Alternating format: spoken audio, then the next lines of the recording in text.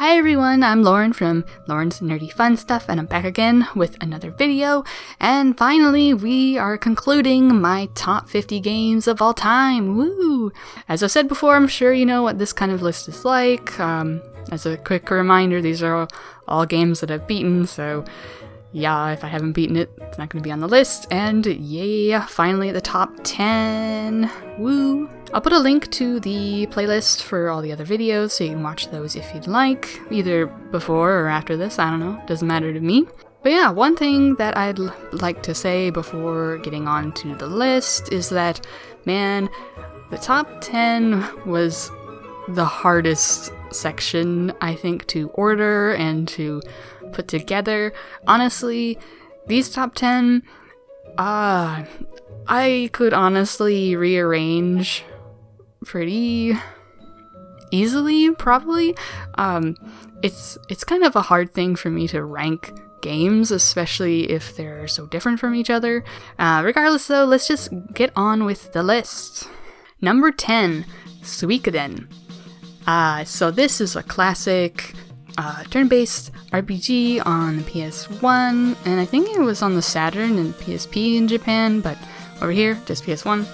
And this one was a really big surprise for me. I have a certain perception of old school RPGs to be long and grindy and really difficult and all that stuff, which, I mean, is great if you're looking for that, but it's something that has made it very difficult for me to dive into older RPGs. Suikoden is one that I've dove into, and it was just right for me. The turn-based battle system is very quick and very snappy. It's not, you're not waiting forever for things to go, and I love it. And the story for Suikoden is this nice twisty-turny, kind of more political type story. I wouldn't be able to tell you exactly what happened now because it's been so long, but regardless, I remember really enjoying it. And one of the big things about Suikoden is all of the various characters you can recruit. I think it's 108 different characters that you can get throughout the game. Obviously, some are going to be more fleshed out as characters than others, but they all have a particular use. Many of them can be used as party members, as an obvious addition, but a lot of them are also used to expand your your base of operations. The more characters you add, the more options you have for battle, and then also the more stuff you can do at your base. And I just really like that. There are also lots of different ways to recruit them. I think that's the obtuse part here, is that it would be difficult to recruit all of them without a guide, which I used for that. Teehee. This one has been one that I've been really sad that I haven't been able to get a physical copy of, because it's pretty expensive, along with the much more well-loved Suikoden 2, which I have not played, so I can't speak for that. But thankfully, what's even better with this is that there's going to be a Suikoden 1 and 2 remaster coming out sometime in 2023, so hopefully that's really good. I think it's getting a physical copy, so I hope that's good, and I can pick up a copy, because yay, then I'll have it. Whoop. Number 9, Legend of Zelda Breath of the Wild. Yeah, this is my favorite Zelda game of all time, at least so far. I haven't played all of them. But it's just, this open world nature of it really works for me, and it's an open world with enough for me to do without feeling too overcrowded. It has a nice breathing room, but there's lots of little interesting puzzles and things to find around, and I really like that kind of thing. I know open world is not everybody's jam, and honestly, it doesn't always work for me either, but in Breath of the Wild, it really meshes with my taste, and I really like how it looks. It's kind of like cel-shaded, sort of? I don't know. It looks really nice, and I did not regret getting this day one, I'm pretty sure. I got it very soon with my Switch, and I got that very close to launch, if not at launch, so no regrets there. Also like a lot of the different characters, a lot of fun personalities, and I guess as well with the open nature of it, I like how you can do a lot of things however you feel like, what order you want to do them in. But it does it without being too obtuse. So sometimes if a game is more open, do what you want, it's like, okay, what do I do now? I have no idea. And I'm just randomly hitting things or whatever. But I feel like there's just enough direction here to entice me to explore more and kind of be free, do things that I want. And another thing is that I really like some of the background music too. So yeah, as you might imagine, I'm really excited for, oh god, what is the name of the next Zelda game called? It's not Breath of the Wild 2 anymore. It's like something of gods, or I don't remember, but I'm very excited for when that comes out. I'll probably get that day one because it looks good and I really liked this one. Number 8, Fantasy Life. Oh boy, I feel like this is an RPG game that doesn't get talked a lot outside of very niche circles, and I feel like I'm going to be saying it a lot, but it really is my jam kind of thing. It's very cute, colorful action RPG, very light-hearted type story and helping people, kind of all the warm fuzzies inside and stuff. And one of the big things with this game is its job system. You have, I can't remember how many different jobs there are, but I feel like there's at least 12 or 15 or something like that you can switch between. Some of them are combat classes, but a lot of them are more crafty classes, like a tailor, or more gathery classes, like you can be a fisherman, or I think they're not called, I think it's called an angler, but you know what I mean. I love wandering around the really cute world and gathering things and making things, and the combat's pretty simple, but it's quick enough for me to enjoy, and I just love the heart in this, I guess. This is developed by Level 5, I believe, which is a developer that I've tried other games from and had kind of mixed results, but this is by far the one that I played that I love the most for them. It's just a shame that, what was it? There was like a mobile sequel or something that came out, and like I don't really play mobile games too often, and I feel like there's not gonna be any sort of follow-up to this on like Switch or something, so I'm kind of sad about that, but what's here I really enjoy. And I still haven't played the big DLC expansion. I think it's called Origin Island or something like that. I've heard it's really big, and I've heard it's really good, so I need to check that out. And as a heads up, if you are interested in this game, you won't be able to get the Origin DLC after the eShop closes, so keep that in mind. You can also play this game multiplayer, I should say. I have not done that myself, but I will note if you do get the Origin DLC, you won't be able to play with other people unless they also have the Origin DLC. So just keep that in mind as well when you're looking into it. But I do recommend giving it a shot if you can, and if it's your jam. Number 7, Deadly Premonition. This is such a weird game. It's a strange, weird, charming, murder mystery, adventure-y type game with a little bit of combat, but not really that much. The right kind of weird for me, like odd, and it has quite a few humorous moments, and it's one of those games that's kind of hard to explain a little bit, especially since I haven't played it in a bit. But it is not a technically sound game, no. It does not look good. It has a lot of problems with like the driving, for example, and it's not very stable game, but it almost makes it better somehow. The flaws with it just kind of feel like it makes it more charming than it does annoying. Although, I mean, it's gonna be a hard sell for some people if you really don't enjoy that kind of jank gameplay, you can't get around that. I mean, that's totally understandable. It works well for me, though. And it also has some really catchy earworm music tunes, and oh god, I can never get it unstuck out of my head. So yes, I really need to give this a replay at some point soon. I need to give like most of these games on my 50 list in general, and I would love to do reviews on a lot of these actually, so yeah. So let's hope I get to some of these soon. Number 6, Nier.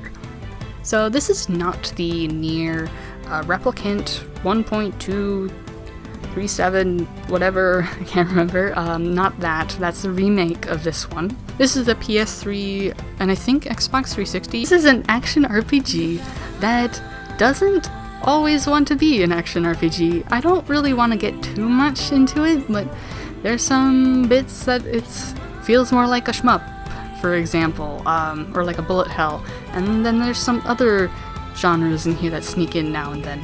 Not only that, it has a story about a father who is trying to cure his sick daughter, and it's just kind of heart-wrenching at times. It does have some weird, like, what? What were they thinking kind of moments? Not in a bad way, just some things are just so absurd a little bit. And I guess that's the Yoko Taro. He's the, is he the director? I don't know. He plays a major part in this, and he has a sense of humor that is strange. So that really shows through in this as well, and it's kind of why I like it. The combat in here is a little bit janky. It's more stiff, I would say. It took a little bit for me to get used to, but honestly I got used to it fairly fast, and I think I enjoy it well enough. Again, this is not really a looker, and not exactly particularly well put together either, I'd say, but the story and the characters and the weirdness of it all just kind of blend together to something that I really, really like. Before I forget, I always forget to mention music in these for some reason, even though it's one of the big things that I pay attention to, but here the music is amazing. I think it's basically the same as the remake, Replicant 1.2 blah blah blah. So if you played that, then you probably know that the music is all amazing. I especially love the vocal tracks here, in particular, but I think everything is really good. Number 5, Stardew Valley. Yeah, farming games. So if you've been watching all of these videos of my top 50 games of all time, you might not know it, but I really love farming games, like farming RPG type games. The reason why there's not more on this list is just I haven't finished very many of them. I played a lot of Harvest Moon games as a kid. I've also played quite a few Rune Factory games, and Stardew Valley was kind of the new farming game that was shining in a light of Natsume-made Harvest Moon games that really sucked. Really bad. At least, I feel like that's the right timeline. I don't remember at the same time there being a lot of newer Harvest Moon games that were very good. So this was kind of that shining beacon. There we go. Just a nice cozy time. Harvesting your crops, growing your crops and whatnot. Having various events and talking with all the villagers. Stardew Valley also has this kind of, there's like neat little things, all different places to discover and find, and I really like the cave system in here as well. It's something that I've always liked in other Harvest Moon type games or Rune Factory games, so I'm like, yes, this is really good here. I really like diving into dungeony things and mining and hoping to strike out with some really cool gems and things to sell. So all of this together is just woo! A lot of different things to discover, to craft together and upgrade and all that stuff, and just my jam. And Plus, it has this nice, cozy feeling of rebuilding the run-down community center in the town. Number 4, Atelier Aisha, Eska, and Laji, and Shali. Yeah, I'm cheating here. 3 in 1 spot. This won't be the last time I cheat on this list, sorry about that, but I've probably mentioned about it in other videos, but I love the Atelier series. These 3 are easily my favorite. Of what I played anyway. I have not played Ryza yet, and there's a few others that I haven't played. But these 3 make up the Dusk sub-trilogy, and not only do they have the usual Atelier crafting and explore around gathering stuff, chill, friend time, growth, and stuff like that. That's present in all the other games, pretty much, and a pretty quick turn-based RPG type gameplay.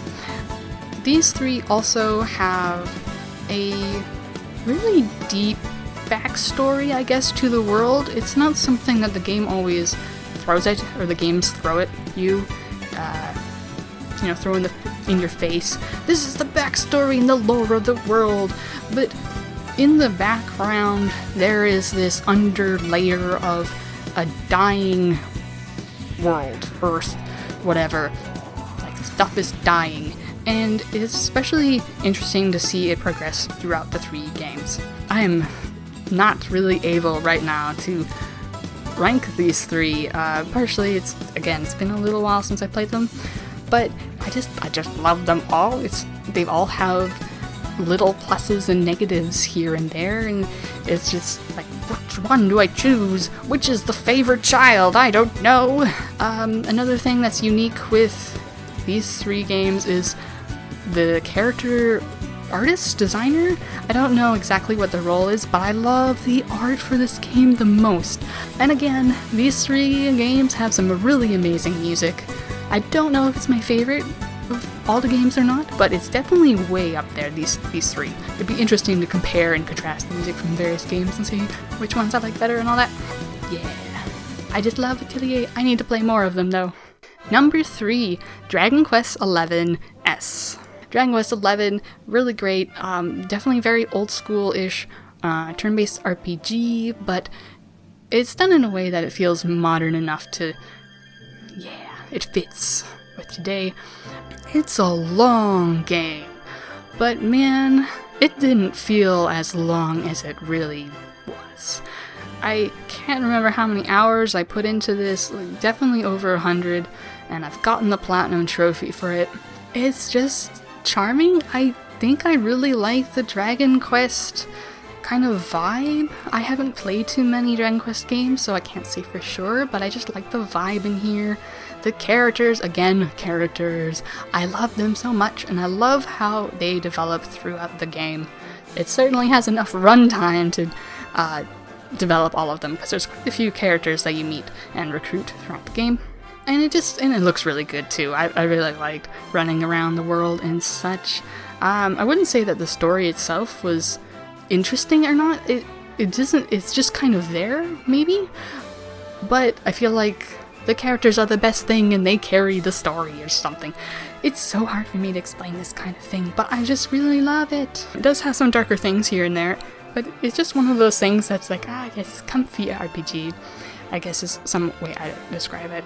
Honestly, even though it was so long, it didn't really feel like it was over long, at least for me. But I like this kind of more chill vibe, I suppose.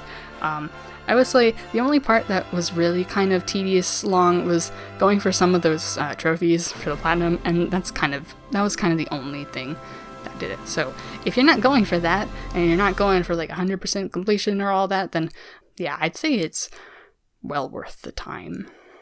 Number 2, Utawareru Mono. Okay, that was like the billionth time I tried to say that, and it's hard for me to say. Whatever, it's on the screen. Read it. It's not even a word. It's weird.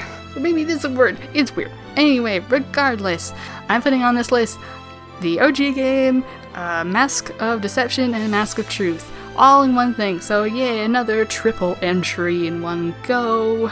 Because there is they're all kind of part of the same story, so it's kind of hard for me to like differentiate between ranking them and such, but whatever. These games have a really big, overarching kind of political, struggle-y type plot, things behind the scenes, deceptions, like the subtitle says, and things like that, and the twists and stuff are, there's still a lot of light-hearted moments with characters doing goofy things and all that stuff, but man, the plot gets crazy. So these are visual novel games. They do also have some strategy RPG battles. I don't know how difficult they are if you are actively trying to get a challenge, but they're great for me because they have nice, easy modes for me to play, and I really like them. They're really enjoyable, and they also have like an undo type feature. It's good. See, as higher we go, I'm just like, it's good! Believe me, it's good! I will say though, I wouldn't recommend trying the old PC version, which is what I refer to as the OG version. It is quite old, and it bases some of the animations on like your like clock cycles on your computer, and since computers nowadays are a lot faster than what it was back then, things go really fast, and it looks really weird, and it makes some of the there's a few quick time things to do extra bonus damage and stuff, makes those impossible, so don't do that. Play Prelude to the Fallen, which I have not played yet, but it is a remake of the first game, so check that out. And finally, number 1, Yakuza 0, Kiwami, and Kiwami 2.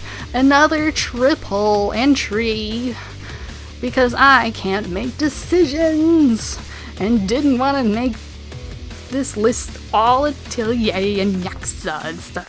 So I love these 3 entries so much. They have such a really great story of like this deep and complicated shit happened in Yakuza politics, but then you also have more lighthearted sides here and there, and especially with the side stories, like the side quests essentially, and they get really wacky and crazy, and it's so fun to just beating people up, and I love having a chair and beating people over the head with it and saying, "Have a seat!" And it's dumb, I know, but I love it.